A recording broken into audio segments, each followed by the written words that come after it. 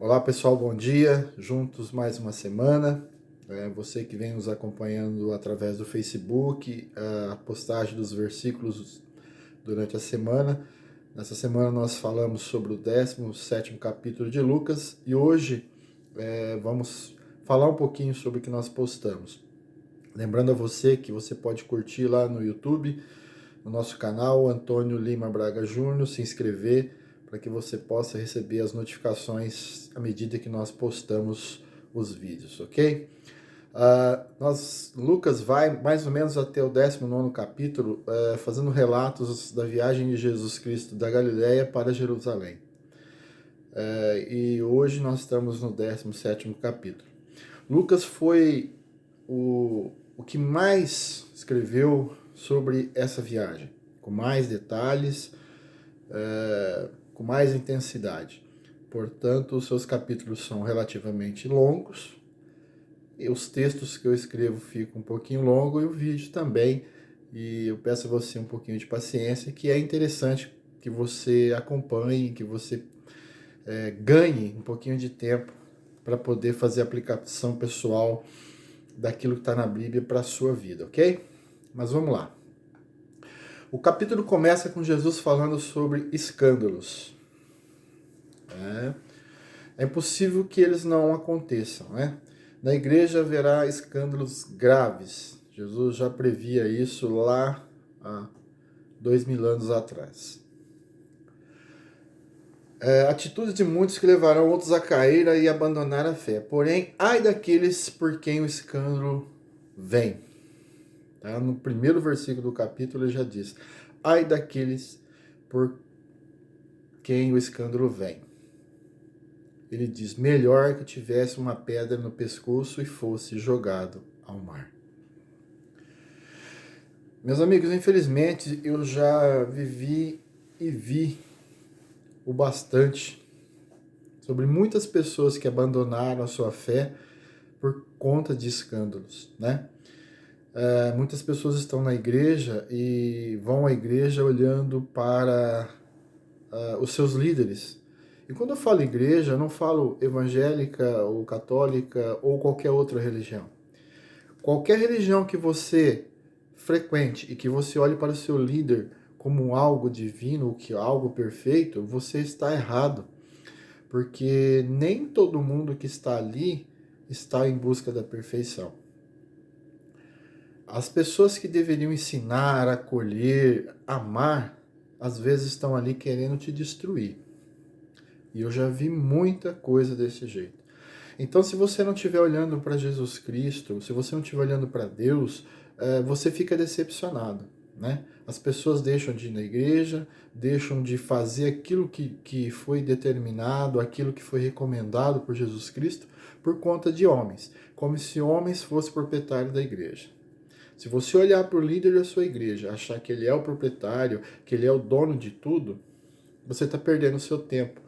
A igreja, ela não é de quem está ali.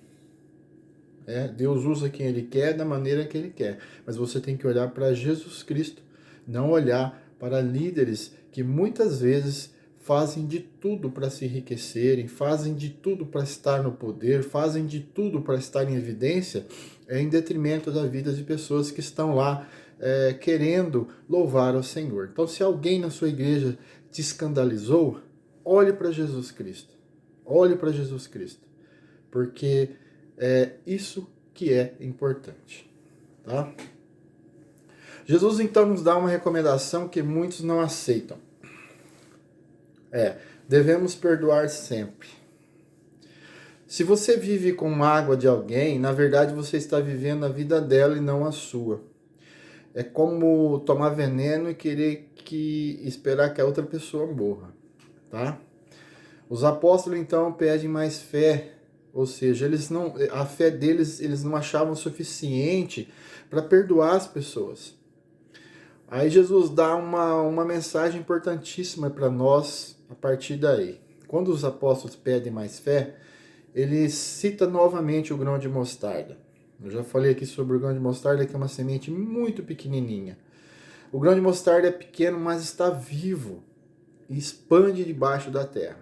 Para quem tem uma vivência rural, como eu tenho, muitas outras pessoas têm, se você não tem uma vivência rural, pega um grãozinho de feijão e coloque no algodão. Acho que todo mundo já fez isso na escola. É o que acontece debaixo da terra. A semente de mostarda é pequenininha, ela está viva ali dentro. É um organismo vivo. E ele cresce e torna-se uma árvore frondosa. Assim é a fé. Ok? Você pode até achar que você não tem fé. Mas se você coloca o seu relógio para despertar todos os dias, sem saber se você vai estar vivo amanhã, se você pensa no nome para o seu filho antes mesmo dele nascer, se você pensa no seu futuro, mesmo sem poder tornar um fio de cabelo seu branco ou preto, você tem fé. A fé não precisa ser grande, basta ter fé. Então não aceite que pessoas digam para você que você não tem fé. É a sua fé que te mantém vivo.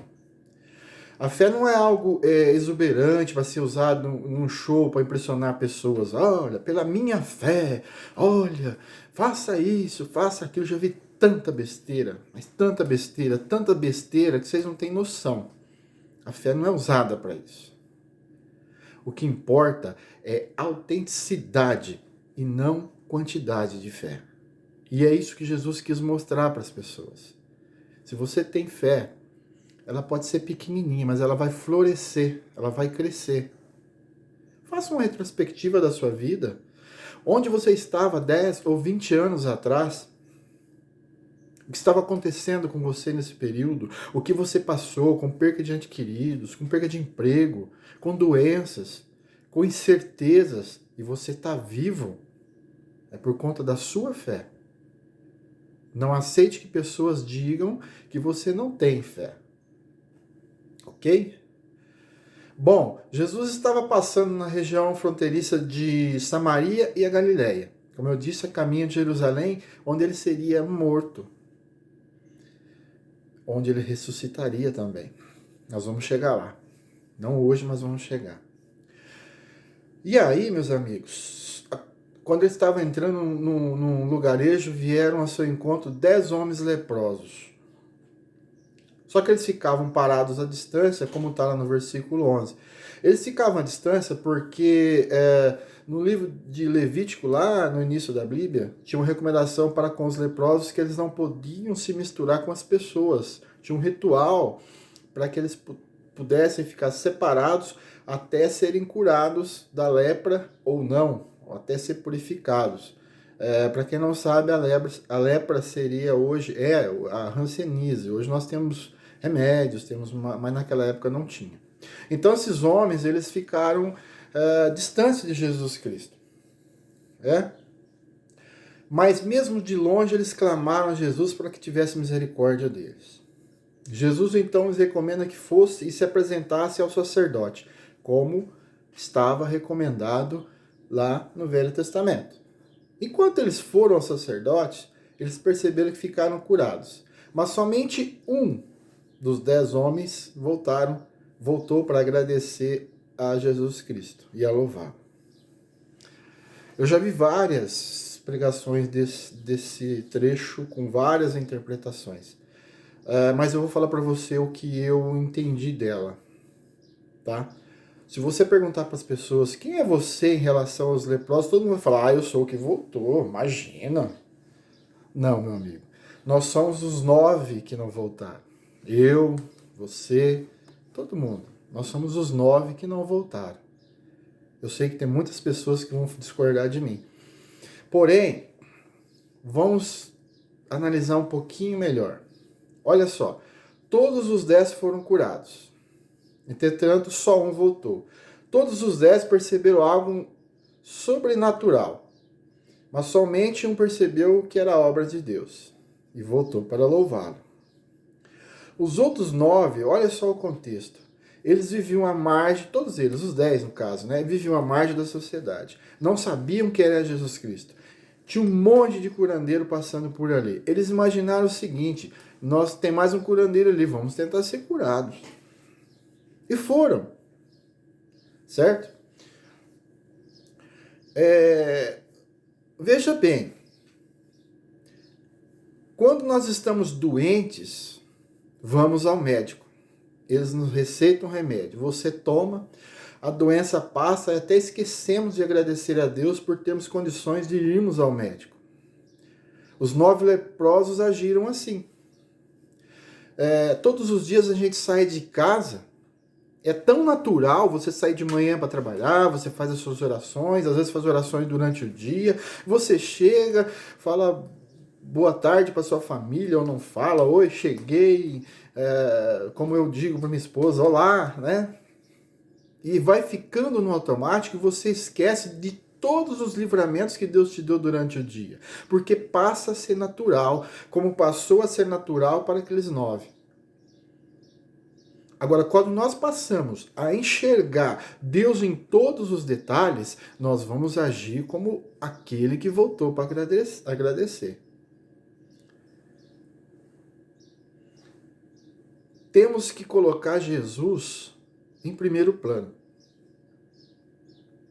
A cura não deve ser colocada na frente de nada. Jesus não veio aqui para curar, ele veio para salvar as nossas almas. Aquele homem que a Bíblia fala que era um samaritano, ele era um mestiço. Se você ler um pouco mais lá na Bíblia, você vai saber que um samaritano era mistura de raças que eram extremamente desprezadas pelos judeus. Aquele homem voltou porque ele enxergou Jesus não como um curandeiro, não como um médico, não como um farmacêutico, não como o homem da companhia energética que liga o fio e te traz a luz para sua casa. Ele enxergou Jesus como Deus. Ele enxergou o dedo de Deus na sua vida. E para que isso aconteça, nós temos que ter sensibilidade. Nós temos que estar preparados para saber que tudo é ação de Deus. Vamos reconhecer Deus nas ações de Jesus Cristo. Não estamos negando a Deus, mas a naturalidade das coisas nos faz esquecer de agradecê-lo como deveria. A atitude que fora tomada por aqueles 9 homens. Nós estamos vivendo no automático. Como sempre diz o Jô Soares, a orelha foi colocada estrategicamente para apoiar o óculos.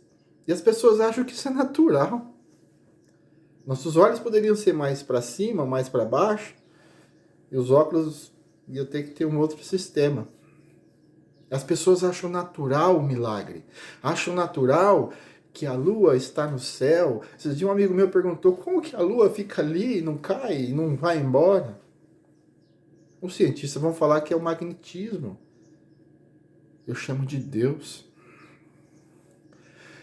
O físico Albert Einstein tem uma frase, pelo menos acreditada a ele, que diz assim: só há 2 maneiras de viver a vida. A primeira é vivê-la como se os milagres não existissem. A segunda é vivê-la como se tudo fosse um milagre. Olha que interessante. Assim como o único leproso que era samaritano voltou para agradecer, devemos ver o dedo de Deus em tudo, inclusive nas pequenas coisas. Principalmente nas pequenas coisas. Como é bom podermos respirar. E nós achamos tão simples isso, mas não é.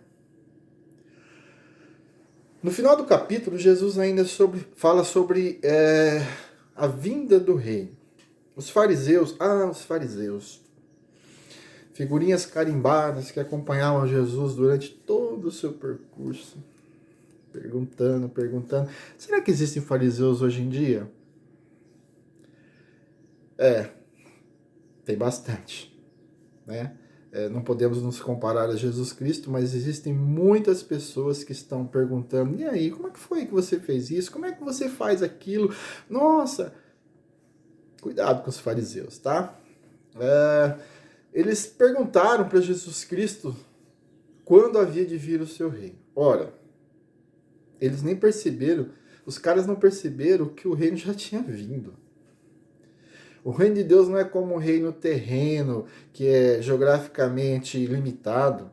Ele começa na ação do Espírito Santo em nossas vidas.